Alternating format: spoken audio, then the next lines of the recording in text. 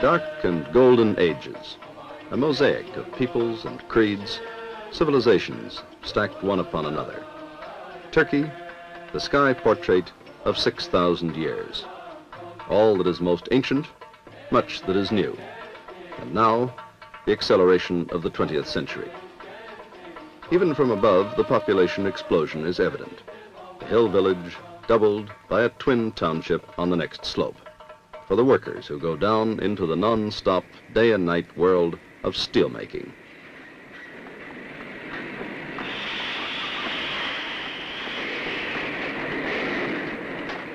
Tomorrow, more young men seeking jobs, more projects demanding steel.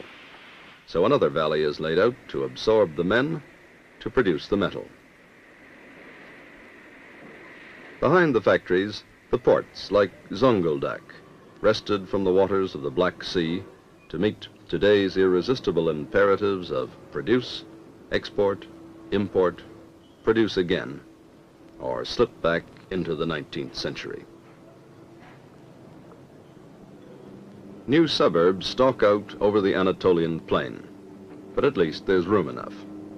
1.5 times the area of France, Turkey, the third largest NATO nation, is networked by one of the busiest internal airlines in Europe or Asia.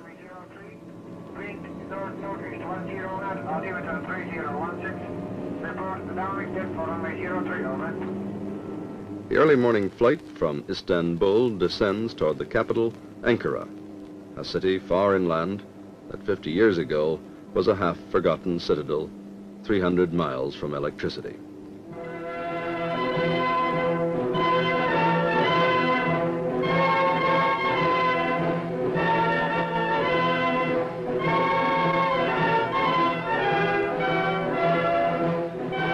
The citadel is still there, but with electricity. At its feet, a new Ankara of 700,000 citizens. Parliament buildings and technical institutes, universities and theaters, apartments, office blocks, hotels and boulevards.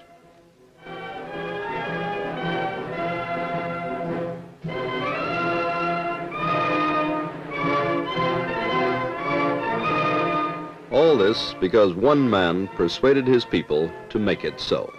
Kemal Ataturk, father of all Turks, rests now in a sober monument of stone above the city he willed into existence. After 20 hectic years as one of the most radical reformers in the history of man, he lies in state, guarded and revered. His memory and his precepts dominate life in his country, and his city still grows. Skyscrapers marking the beat of an economy now reaching far beyond even his dreams.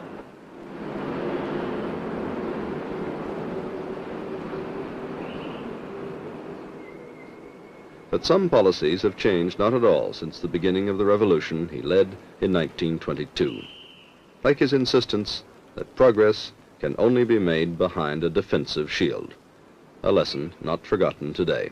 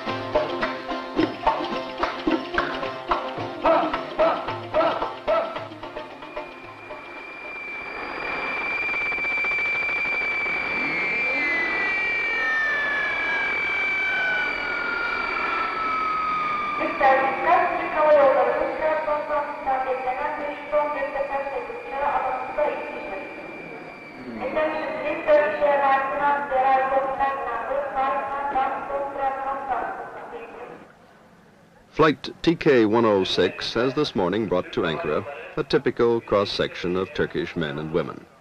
Engineers and teachers, pilots and bankers, army officers, legislators, and students. Almost all graduates of the educational system that Ataturk began as the foundation of his reforms. An intellectual revolution so profound that it went to the very roots of language, to a new Latin alphabet, imposed in place of the beautiful but impractical script of the sultans.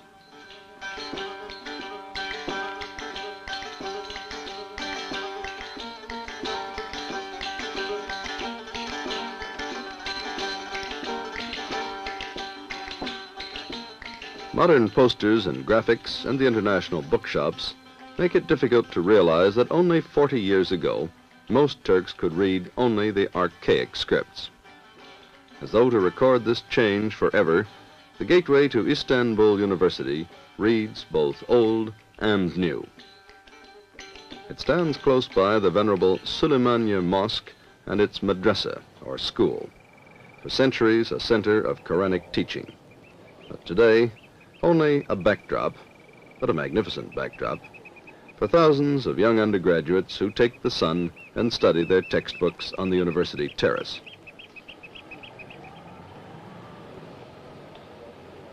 Around 50,000 students are enrolled each year in Turkish universities and technical institutes. In its time, the most startling Ataturk reform was the emancipation of women. All professions are now open to them. Thousands are lawyers and teachers, doctors and engineers, or scientists, like this physicist. She works in the laboratories of the National Nuclear Research Center a few miles from Istanbul, where an atomic pile is being recharged with nuclear fuel elements. 13'e koyuyoruz. Evet. 13 yükleniyor. Tamam. Tamam. Su çıkartılıyor. Su uzaklaştırıldı. TR-1 goes critical today. Water in the cooling tanks must be checked for radioactivity, a responsible job. Women are also in Parliament, and many have held top positions in the administration.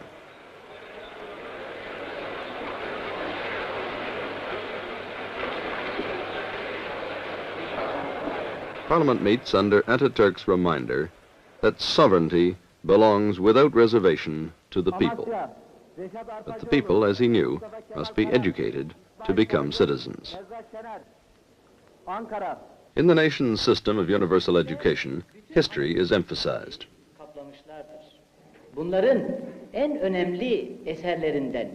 It begins 6,000 years ago with the Hittites and the buried treasure they left in Anatolia.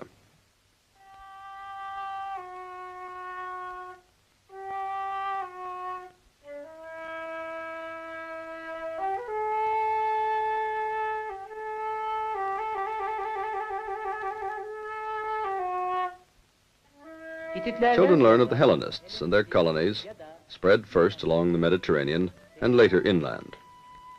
Turkey is rich in ancient cities like Pergama, crowning a hilltop near Izmir, with its great theater scooped out of the steep slopes.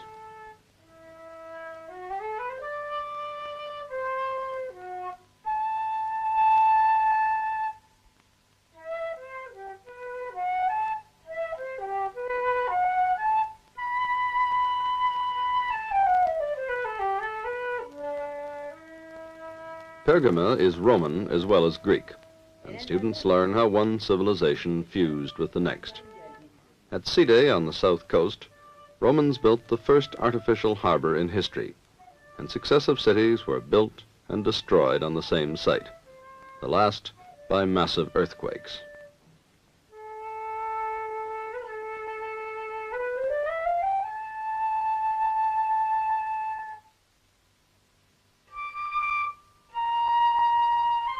Every summer, students of archaeology from Istanbul University spend their holidays directing the search for lost civilizations. Yavaş. Hadi bırakalım şimdi bunu. Tamam, tamam. Öteki tarafa gidelim de o heykel şeysini kaldıralım.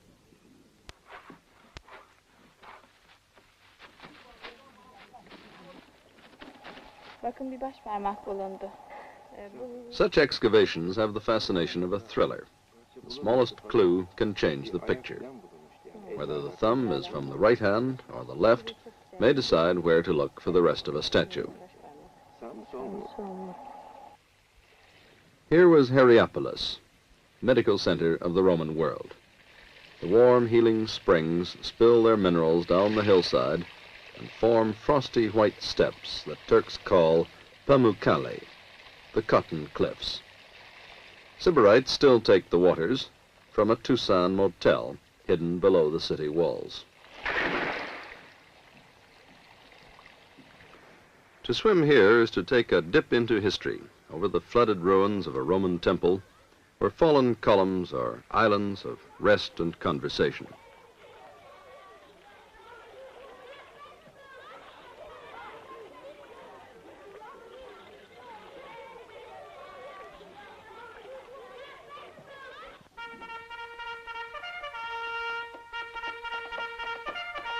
When Rome was overrun by Vandals from the north, the Eastern Empire came into its own. On the shores of the Bosphorus, the Emperor Constantine built a new Rome, the modern Istanbul. This Byzantine Empire stood secure within its walls for over 1,000 years. Its influence spread over Asia Minor and up into the lost Anatolian valleys of Cappadocia, where prospered a little-known Christian community.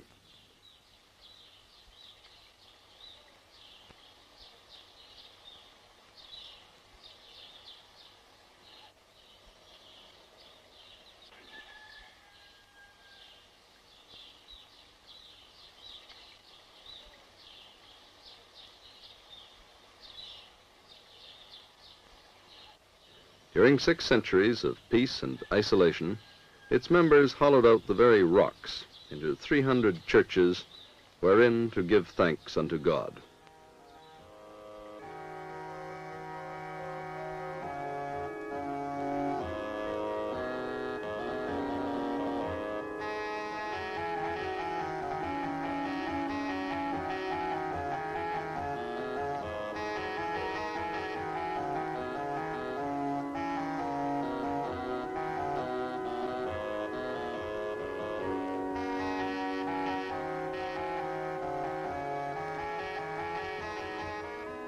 Such places of worship were left unharmed by the Turks, who 10 centuries ago, under their Seljuk kings, were creating their own palaces and monuments around Konya, Antalya, and Kayseri. Seljuk architects developed distinctive forms of construction and styles of decoration, notably the stalactite arches.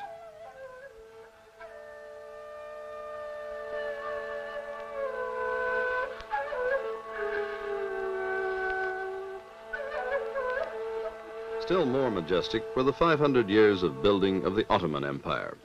Hagia Sophia was enlarged, the Blue Mosque built, and hundreds more mosques, large and small, rose over Istanbul and other Turkish cities.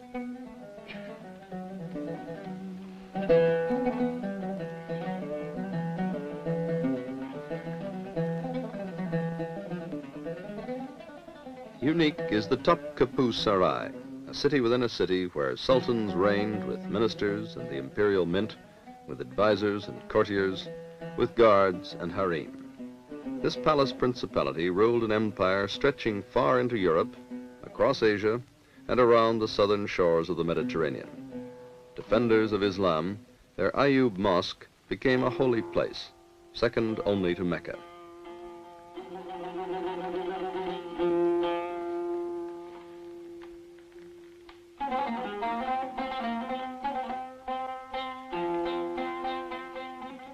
But the greatest Ottoman shrines are in Bursa. Incomparable is the Green Mosque, sheathed in 15th century tiles.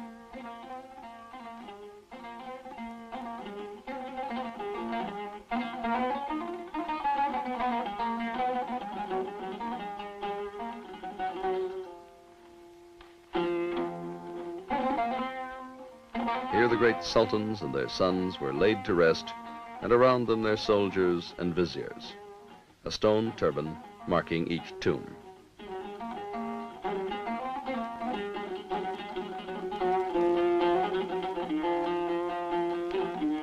The echo of their music still rings today among a handful of troubadours, poets and musicians playing from village to village.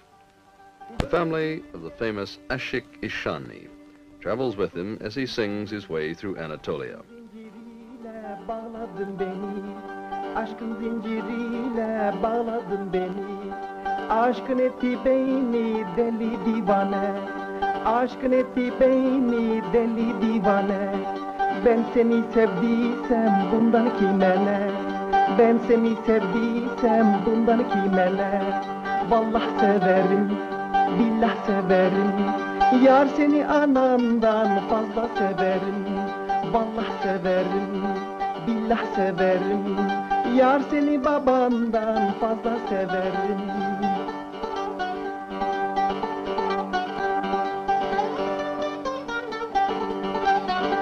Doldur sevdiceğim kendi elinle. Uzat mezesini tatlı dilinle. Uzat mezesini tatlı dilinle. İçip içip sarhoş olalım gel gel. İçip içip sarhoş olalım gel gel. Hayatın tadını bulalım gel gel. Hayatın tadını bulalım gel gel. Vallahi severim. These half-forgotten songs of the old world Turkey are an amusing curiosity to a new generation, a charming anachronism in their world of men and machines changing the face of the country. Sadly, but inevitably, Ishani's tradition barely survives in a world where even the countryside must be rationalized and planned.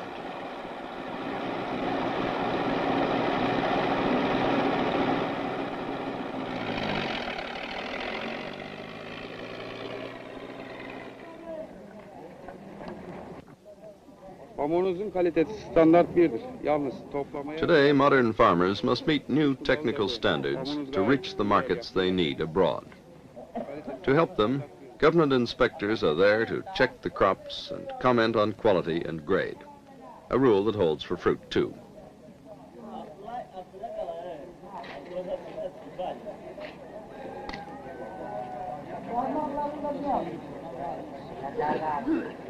Evet efendim. Talimata uygun ilaçlanmıştır.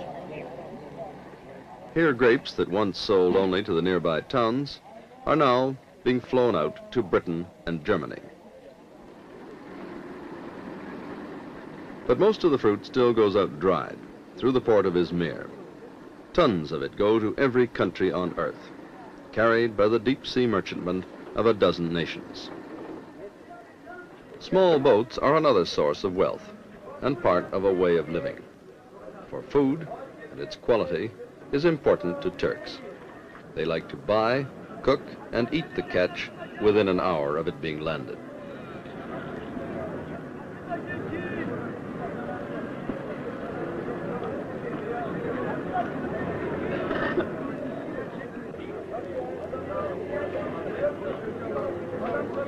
In fruit markets, customers are just as exacting, and most bread continues to come from individual bakers' ovens, where the consumer still has the advantage of coming face to face with the producer.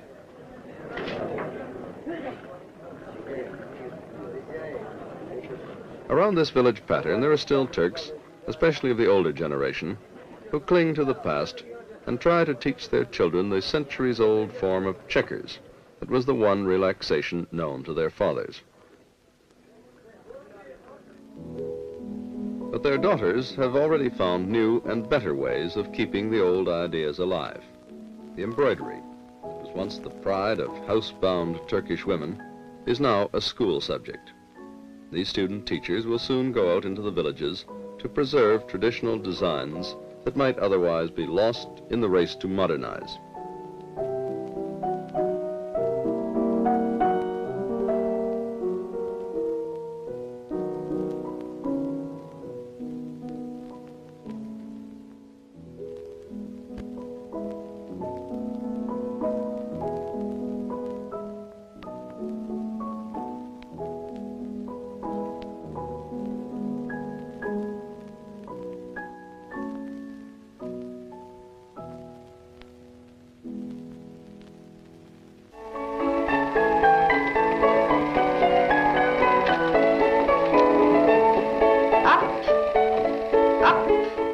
Scholarship and aptitude are the only qualifications for entry to top schools like the Ankara Conservatoire, where for 5 years chosen youngsters from all over the country receive a general education and work long hours learning to dance.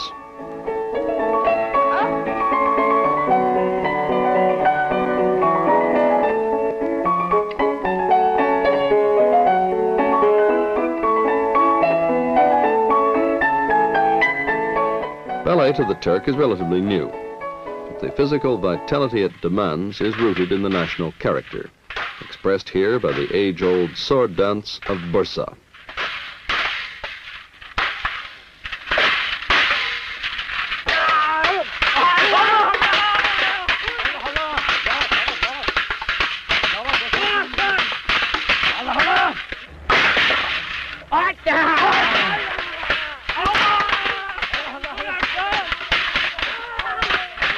At first, the Ataturk drive to modernize left little time for cut-and-dried tradition. But now, old customs are being revived as showpieces by the new generation. The music of the Janissaries, that once made Vienna tremble, is performed nowadays as a spectacular display by infantrymen and tank gunners of the Turkish army.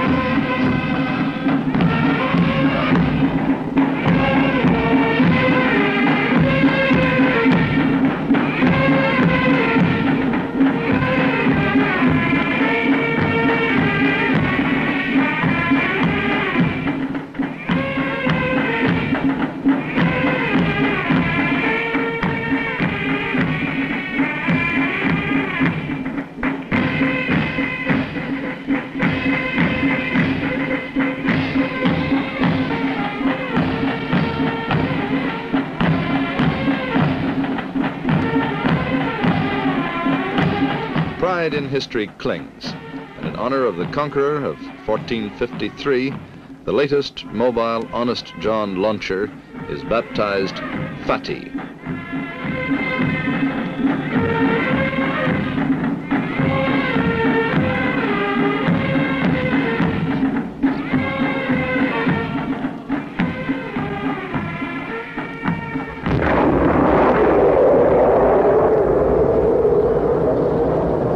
Long ago, the Turks learned to live with the threats that come to them from over their common frontiers with the Soviet Union and communist Bulgaria.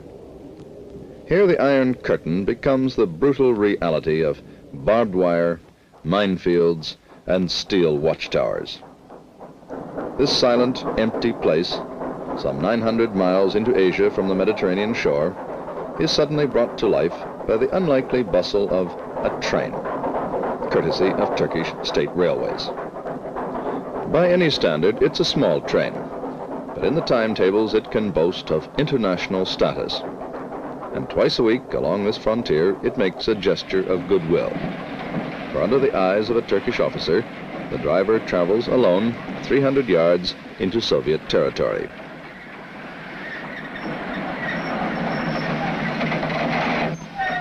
But over the years, his travels have been limited. For by sending the train back into Turkey, repeatedly the Soviet frontier guards acknowledged their responsibility for an artificial barrier to communications set up between East and West.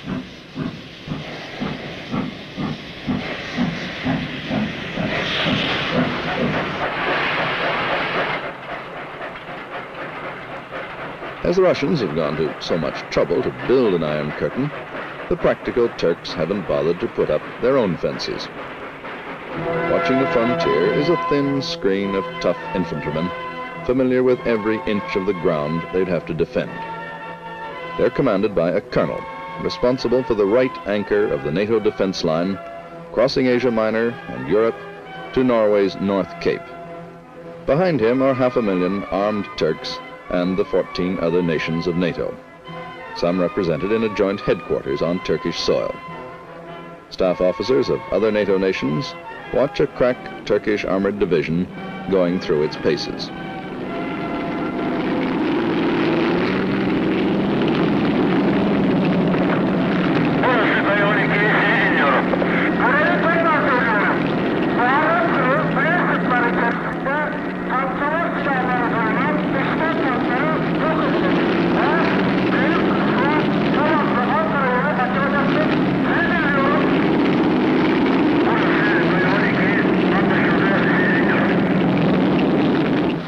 The Turkish Navy is based in an area that has been vital to world strategy since sea power began.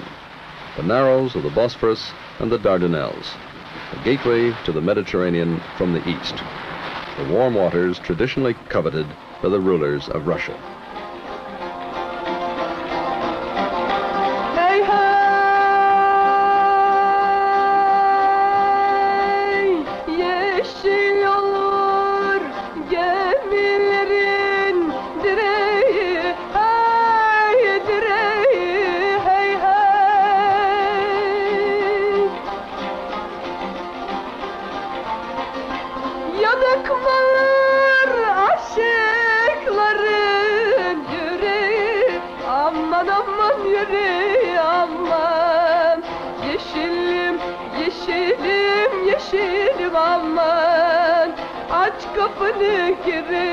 But in time of peace, Turkey allows the ships of any nation to pass freely and without prior notice through the Bosphorus. On any and every day of the year, this 12-mile natural canal is a highway, packed with shipping that flies every known maritime flag.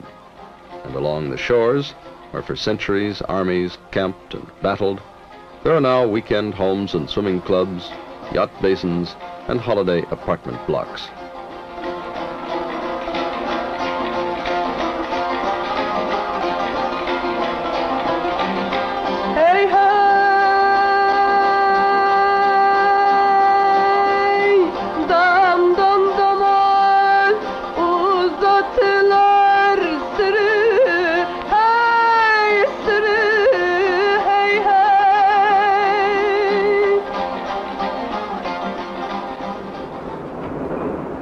From the air, Istanbul gives a true picture of a city both dynamic and prosperous.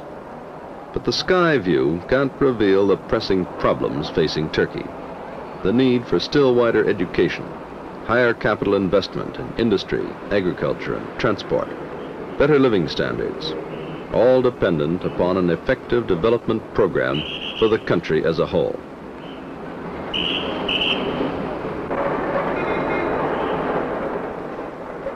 Like all truly free people, Turks are often divided on the methods by which to achieve their objectives. But whatever their politics, they're resolved to preserve the independence and territorial integrity of the republic founded by Ataturk, and to make their own way free from interference. Hey, hey,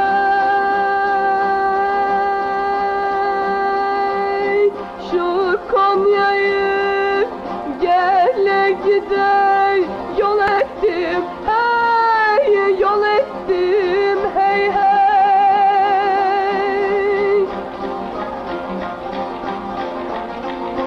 Ey kızını kendi üstüme mal ettim, aman aman mal ettim aman. Yeşilim, yeşilim, yeşilim aman. Aç kapını gireyim, üşüdüm aman. Yeşilim, yeşilim, yeşilim aman. Aç kapını gireyim, üşüdüm aman.